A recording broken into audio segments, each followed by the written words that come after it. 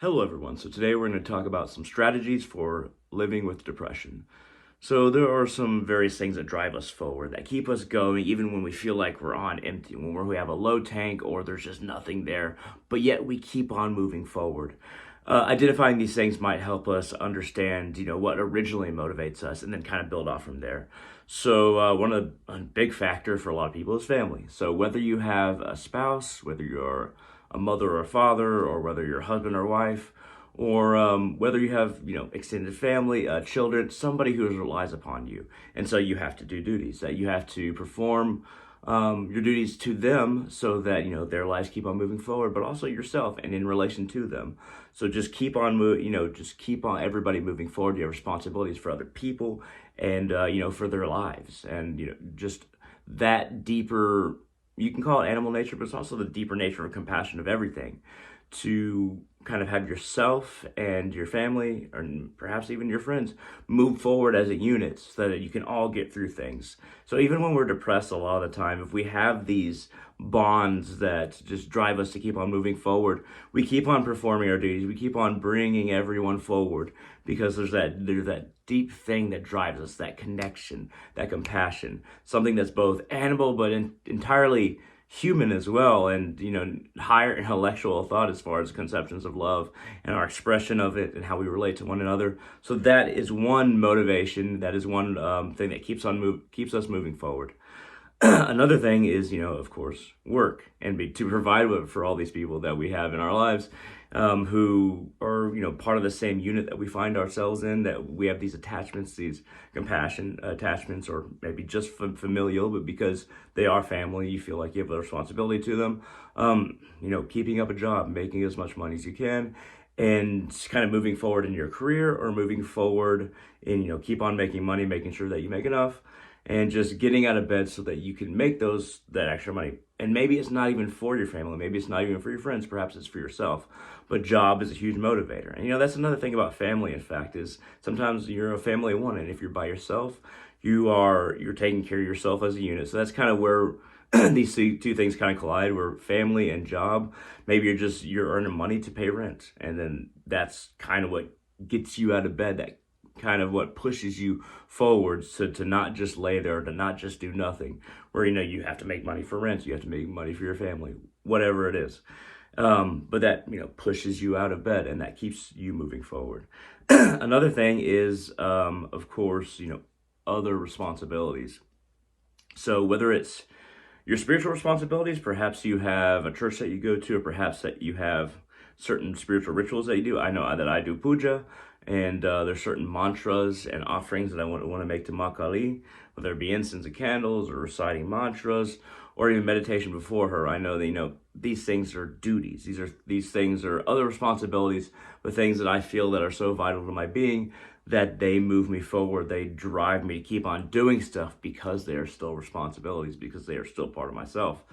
Or perhaps you feel like you have to, either make a podcast, or a YouTube video, or you have to create some kind of art. You have to express yourself. You have to make something, or perhaps it's even just cooking, really finely tuning things in your cooking, spicing things just right. We can kind of put this under craft, where there's something, there's something intrinsic about yourself that you want to express yourself. You want to make something from your own creativity. And that is also a part of intuition, and then also skill and the knowledge that you've learned. Some kind of craft that you feel is so intrinsic to yourself that it keeps you moving forward, because you have the urge to create, you have the urge to make, you have the urge to extend kind of your own inner thoughts and your own inner nature into the external world. So that also will keep you going, and that will also keep on pushing you forward, getting you out of bed, and the need to express your personality and the part of yourself that is intrinsic. But this part of yourself is one of the ones that really goes by the wayside, one of the ones that really falls to the side when we become incredibly depressed, or when we become frustrated, or we have some kind of mental illness where our emotions just aren't stable, or our personality changes in some way. Our creativity might change, and we might express ourselves in a different way. Our internal world will funnel into the external in a different way. But that's one thing to look out for, is how does your creativity change when you're depressed? Does it just completely go away, or do you express yourself more darkly? Do you express yourself in ways that you wouldn't otherwise? You draw something that's more sad related, that's more horror related, that's more depressed related, or perhaps you draw that kind of stuff all the time, or perhaps you write those kind of stories all the time, and there's no really change in that. But for a lot of people, their creativity will change, and what they want to express will change, because when our emotions are kind of unbalanced, or kind of without a sense of meaning, we tend to want to express that in some way. Sometimes it's in emotions to others. A lot of people do this, to where they're having a bad day within and they take it out on everybody externally. It's a bad way to express it. Going back to creativity, once again, writing or drawing things that might be more dark. Also, sometimes you might want to act out. You might be more frustrated with inanimate objects.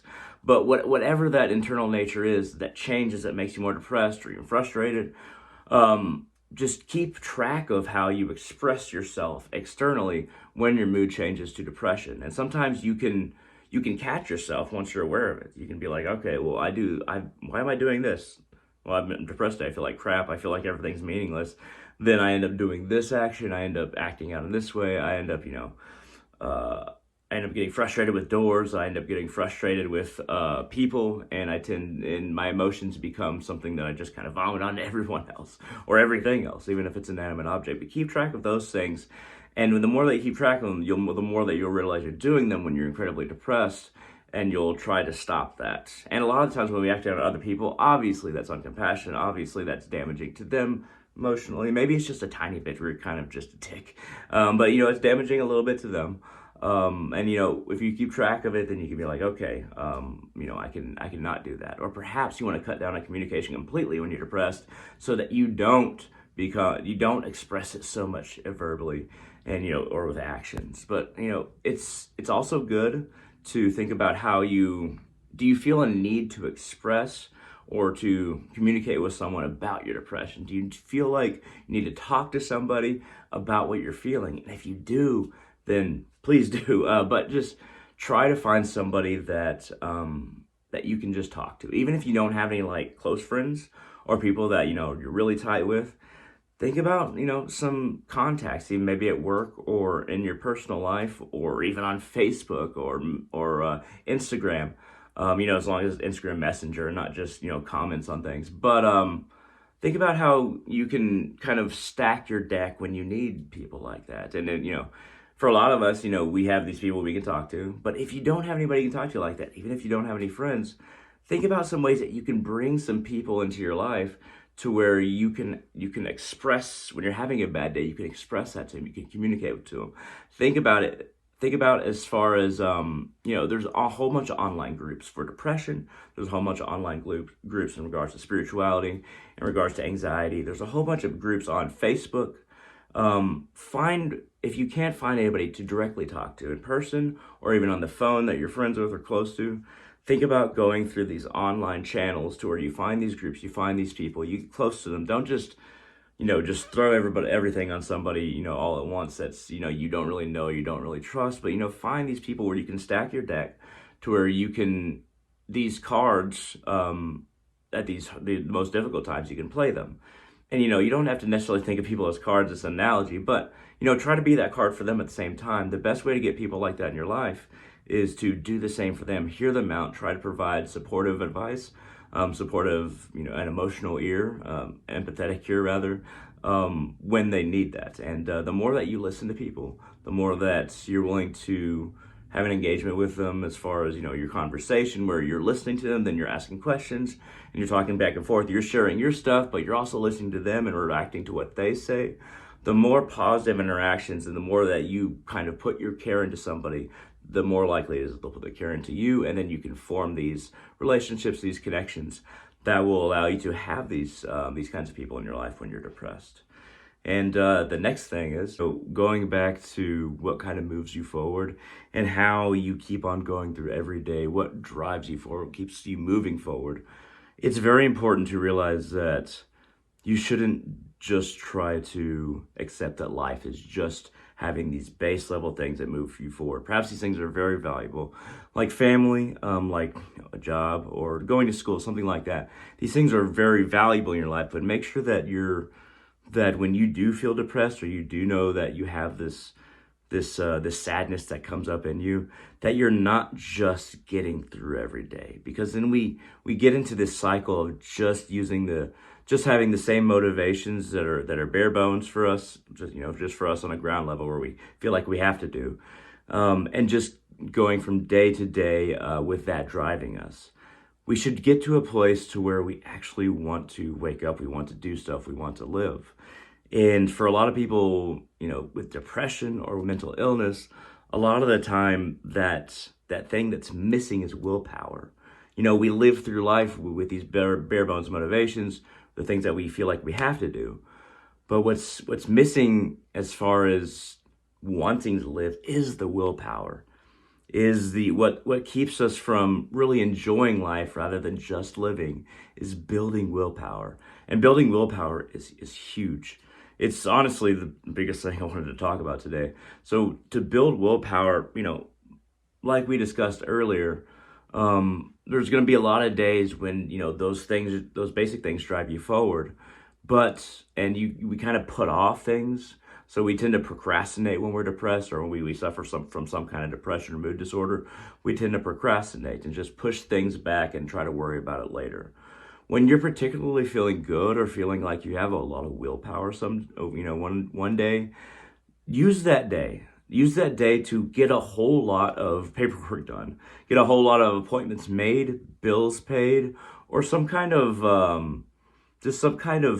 paperwork, or something in your life one of those things all of those things that we just kind of push into a corner and say, I can always fill that out later. I can always put this process of getting this certain certification, license, or getting something done, or a process started, even enrollment in school.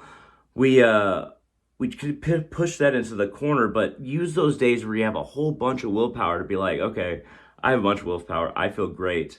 I'm going to get a lot done. Sometimes willpower isn't happy or isn't feeling in a happy mood. But if you feel very determined some days, and perhaps you don't know why, but use that day to use that determination to get stuff done, to get all the stuff out of the way that we moved into a corner, so that when you're depressed, perhaps you're depressed most days, that you don't have to worry about that. You don't have to worry about that stuff that's building up.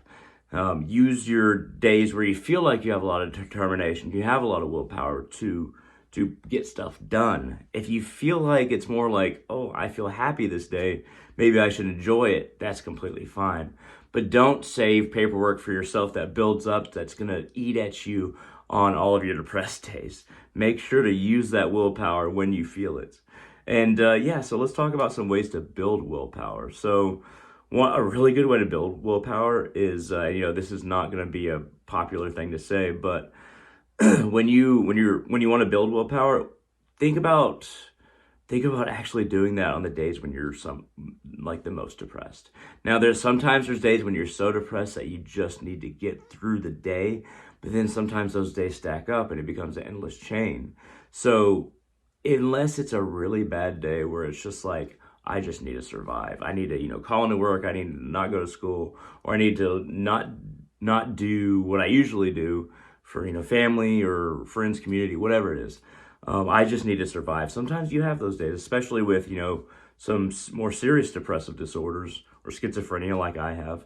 Sometimes we have those days where we just need to survive. That's fine. I'm talking about the days where you're just really depressed and you don't have a lot of willpower, but it's not one of those like survival days. As long as it's not one of those survival days, when you're really depressed, not feeling a lot of willpower, make yourself do something that you know how to do automatically, that you don't need to think about a lot, but that you can do kind of on autopilot. For instance, when I'm feeling not a lot of willpower and I'm feeling depressed, I will, assuming I haven't worked out too many days in a row, I will make myself lift weights. I'll be like, okay, I know how to do this task. I know how to work this muscle, this muscle, this muscle. I know what muscles I want to work in order to get the kind of body or muscle mass that I want. So I'm going to do that. And I'm going to force myself to do every rep, every set, every workout, no matter how down I am, I'm going to, at least if I don't pump that muscle at the end to get that, to get that real, the most use out of a rep, the most use out of a single motion. If I don't do that, at least I'm moving my arms, at least I'm moving my legs, at least I'm allowing gravity and my bones and the position of my body to do the work, even if I'm not landing every rep, landing every time that I, do a curl or something like that. If I'm not landing every single one, if at least I'm doing the motion, or at least I'm like, okay, I know how to do this. And then, bench or squats, whatever it is, I know how to do this, I'm going to do the motion. And sometimes that's what you got to do. And, this applies to not just weightlifting, but if it could apply to, getting that stuff done that you have to do that we've been putting in the corner, been putting in the corner, like I said earlier, but it can also apply to stuff that, that you kind of don't really want to do, but it is also something that is a part of yourself that you want to keep doing. So if you don't feel like you have a lot of willpower and you're depressed, perhaps you don't feel like communicating. Perhaps you don't feel like actually accomplishing something that, you've been putting off or procrastinating on. Maybe it's just, hey, I don't have an idea about what I want to draw, but just let me draw. Or let me start off with a basic shape and let me slowly build patterns off of it. Let me slowly, make sprigs and make leaves off those sprigs, or circles and then raindrops. A lot of natural stuff really helps in these situations where, you like to draw and you should draw more, and that's a part of you. And then just start off with natural things. Just start off with, just something as simple as a leaf or fire or a water drop, and then just build patterns off of that. So that is a way to build willpower. It's like, I like to draw. I know I should draw more. It honestly makes me feel better, so I'm going to do that. And I'm going to go through the motions. I'm not going to try super hard to make this a great drawing. I'm not going to get all the shading down. I'm not going to get all the pieces connected just right. I'm not going to overemphasize, how this looks over this, but I'm going to draw. I'm going to keep on drawing. I'm going to build off a small foundation and draw. It can be as wide-ranging as weightlifting or drawing, or it can be something like, it can be gardening. It could be as many things as you feel like you should do more of and that you enjoy. When you don't have a lot of willpower and it's not one of those survival days, and when you don't, and you're depressed, make yourself do some of these things. Make yourself do something. And you'll find that as time goes on, the more that you practice this as a regular thing, the more willpower overall that you will have, and the more that you'll have to draw upon in all the situations of life. The ability to make yourself do something, and even to do something that's not completely necessary when you're depressed or when your emotions are especially negative, the more that you practice just doing something that you don't have to do, the more willpower you'll be able to gain over time, the more confidence in yourself you'll be able to, gain over time, because you'll start to realize that, hey, I can make myself do all kinds of stuff. If I can make myself do this when I'm depressed or don't have a lot of willpower, I can make myself figure out a way out of this sadness, out of this depression. And honestly, that's a huge piece of strategy for finding your way out of depression. It's figuring out what gets you through it and how to build willpower when you're in it, so that you can, because a lot of depression is just sinking rather than working our way out. And working your way out of depression is a huge part of the strategy for living with depression. Even if you don't have mental illness in regards to schizophrenia or major depressive disorder, perhaps you just get depressed or sad. Building willpower in those states will help you be able to accomplish more and have more confidence in yourself overall, especially when you have all of these freaking sad days. Be a stronger human being by training yourself when you're weak. That is the way forward in regards to that strategy of depression and living with depression, rather. Another thing is, don't fall into the trap of being really depressed and then using that filter to try to figure out all of existence or your meaning in life or purpose or why you're here. When we have that depression or sadness filter over our perception, inward perception, and we try to look at things, everything is clouded, everything is dark, at the very least it's gray, and we don't see things correctly. We can't see beyond the confines of a very narrow range of color that we're perceiving through. When you're depressed and you know you're depressed and you know you're sad, don't use that time to try to figure out the meaning of existence or why you're here, or try to figure out what the goals of your life should be or what you should be doing this month. You put all of that, that's one thing to put on the back burner when you're depressed, is that don't try to look at everything through this darker perception, especially if the everything is as vast as our inner landscape, in which we believe, understand, and conceptualize things, because then everything is tinted a darker shade than it has to be. Another strategy for living with depression is try to eat more fruits and vegetables when you're depressed.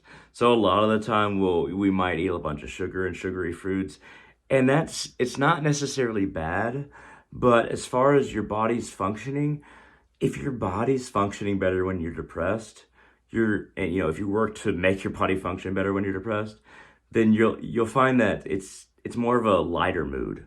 All of that heaviness in our chest is lighter when we're eating stuff that's light and our body can easily process, like fruits and vegetables. Now, if you want to indulge every now and then when you're really depressed and eat a bunch of ice cream or something, that's fine. But make sure that every time that you're depressed or sad, that you're not doing that. That is more of a survival day when you're just gorging on ice cream. Eat lighter things. Eat things that easy for your body to process, and you'll find that you'll have more emotional energy points to spend on moving forward inwardly, rather than just slumping and keep on breathing. You'll find you'll have more willpower points, energy points within, if you do eat more healthily when you're depressed, because our body and our mind, obviously this is very true and everybody kind of understands this, but I don't think that we think about it as deeply as we should. The body, the mind, the brain, obviously, but these things are connected. If your body's not receiving the proper nourishment, then your mind's not going to think at its best capacity. So keep that in mind as well as a strategy for living with depression. Another strategy for living with depression, and this is kind of a side note, because this isn't just for depression or mental illness, but try practicing talking to yourself in the mirror. So a lot of the time, if we talk to ourselves in the mirror and we look at how we communicate, and try to use your hands more when you're communicating, because a lot of time when you're depressed or you don't have really good social skills, you won't move your hands and your arms as much, and you'll kind of be more stiff and kind of look down a lot. Try to learn to communicate more with your hands, and try to just look at your facial expressions when you communicate. Look at yourself and talk to yourself in the mirror like you're somebody else, and look at how you communicate. And then the more that you analyze how you communicate, and don't focus on, oh, I look awful. Think about, okay, what can I do better to communicate better? And how can I express myself with my hands better? How can I move my lips better when I talk, or in a way that looks more, socially appealing? Or how do I make eye contact? A lot of people with mental illness or depression, it's hard for us to make eye contact. The mirror is a great place to do this.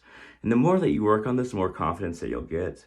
And honestly, the more willpower that you'll have when you're depressed. And once again, that's more of a side note, but it's still relevant, I think, to depression in general and strategies for living with depression.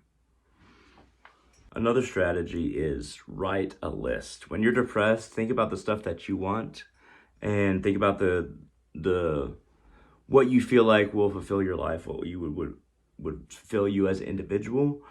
Write a list when you're depressed, and then when you're not depressed, write a similar list as far as the topics. What would fulfill you as an individual? What do you like? Who are you? You don't have to do the who are you part as far as the deeper questions, But it's useful to see, what you like, what you write down when you're depressed, and what you like when you're not depressed, and then compare the notes. It kind of helps you see how your perception alters, but also perhaps some of your insecurities. Because all the time when we write stuff when we're depressed, we will focus on the insecurities and we'll realize, oh wow, I didn't realize I had that insecurity. But when we're not depressed and we write another list and we compare the two, it's like, oh wow, this is what eats at me. Or perhaps maybe I'm lying about what eats to me to myself, and I'm saying it does when it doesn't, because does it really eat at me? And it's really just analyzing your mind and how it works differently when you're depressed or not, and it allows yourself to hold perspective later on when you are depressed again. It's like, okay, well, I always write this when I'm depressed, but when I'm not depressed, I write this. And am I just repeating myself? Am I entering a loop that just keeps on continuing? Is this something that I should stop or alter? And how does the loop that I get into work? But yeah, that's an overlooked strategy for living with depression. I think it needs to be analyzed more because a lot of it's social and a lot of it's perception based. And yeah, just write these lists of what you like when you're depressed, what you like when you're not depressed, and compare them, and just kind of try to grow over time based on these comparisons. And realize that when you are depressed, like, oh crap, my lists, I'm going back to the list, aren't I? Aren't I thinking this way? Aren't these the thoughts I keep on having? And the last strategy that I want to talk about as far as, living with depression is mantras and affirmations. So, it's good to write or recite affirmations like, I don't have to deal with this. I can just be right now. I can clear my head. I have a clear head. Tell yourself, you don't have to allow these things to build up and clog your pipes in your brain. Find a way to find a brief and a composite kind of affirmation that you can tell yourself, to where you're just like, I don't need to overthink this. I don't need to be more than doing my task right now. I don't need to look beyond this.